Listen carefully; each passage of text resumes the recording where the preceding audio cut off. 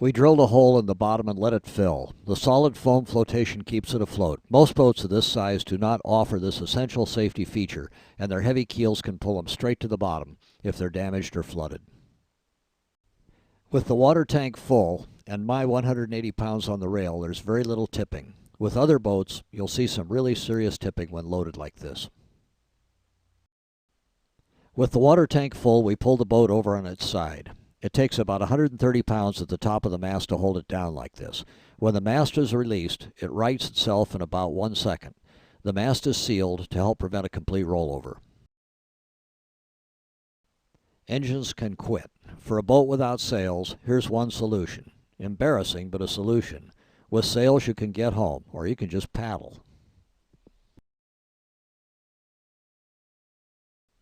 Here are a few scenes that tell better than words what this sport is all about. There's no lower cost or nicer way to spend time than sailing, and there are few things in the world that are as quiet, graceful, romantic, and just downright fun.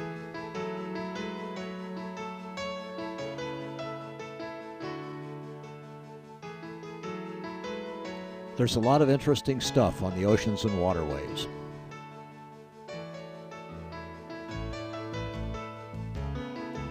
This is an offshore oil rig. Environmentalists hate them, but they make great racing marks, especially at night.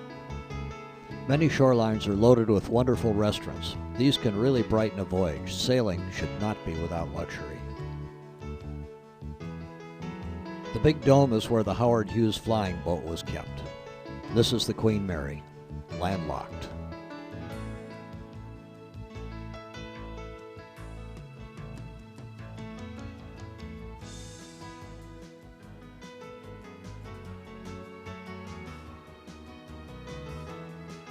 There are thousands of quiet coves, anchorages, and secluded waterways. You can get away from the crowds. The boat's a great camper. Stay here overnight. Better yet, anchor on this pretty lake near Yellowstone in Idaho. Anchor it here as long as you want, for free. Launch it at this ramp for $2 and play on the boat forever.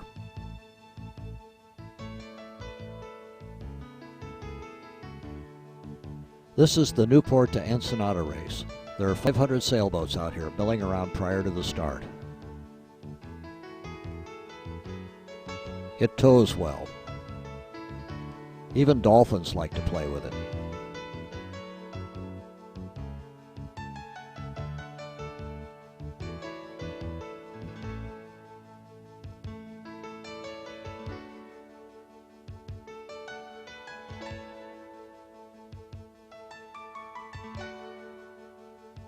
We go for a sail and come back to this, taking over the dock.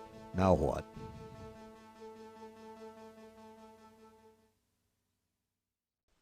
This is the Lynx, a replica of an 18th century revenue cutter.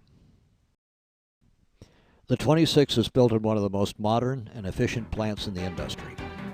We rely heavily on computers in all areas of the business. We use state-of-the-art computer modeling for all design work.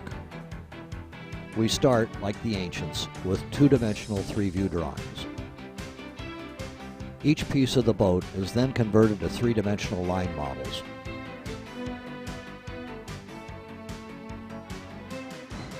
Computer simulations are made of every piece of the boat. The pieces are then combined into a complete 3D model.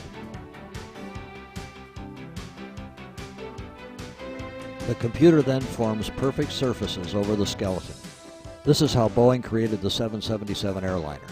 These surfaces are then transferred to a computer-controlled gantry router, and the full-size shapes are formed to better than 0.003 of an inch tolerance.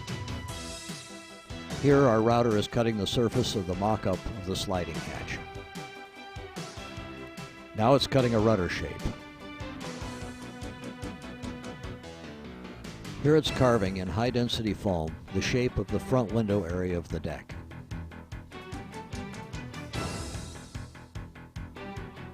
The computer-cut pieces are assembled to form a mock-up of the deck called a plug. It's given a perfect finish. A fiberglass mold is then laid up over the plug. This is the finished plug for the hull. These are the fiberglass pieces that make up the boat. This is the nearly finished hull shell, still in its mold. You can see the molded-in water ballast tank and the stiffeners. Next, I'll show you the materials that make up the boat. This is woven fiberglass roving. It provides the basic strength for the laminates. It will take loads of 35,000 pounds per square inch. This is unidirectional glass. It has all the strands going in one direction. This is fiberglass mat. It's made up of short fiberglass filaments. It holds a lot of resin and provides stiffness and rigidity. This is fiberglass cloth. It gives a smooth interior surface and provides strength. The fabrics are cut to exact patterns. 20 layers are cut in a single pass. The pieces are made up into kits in the order in which they're applied to the boat. We start with a highly polished and waxed 3-ton hull mold. The boat is built from the outside in. The areas for blue are masked off. This gun sprays both catalyst and gel coat. The catalyst causes the gel coat to harden. Gel coat's a pigmented polyester resin. The masking is removed, leaving a window for the blue.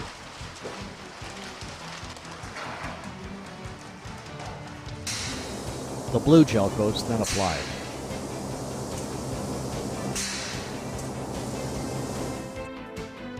The first layer is laid down and wet out with resin.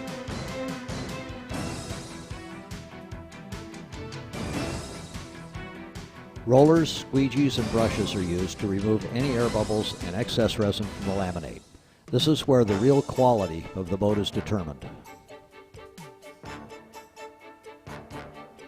After the first layer cures, additional layers of fiberglass mat and fiberglass roving are added.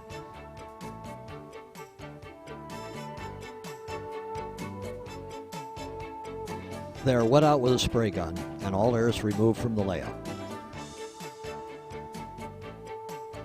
Here are reinforcing pads being added for a mast support attachment point. Additional layers of mat and roving are applied until all areas of the hull reach their proper thickness. The tan gel coat's being sprayed on the hull liner mold. This is the finished hull liner before it gets bonded into the hull.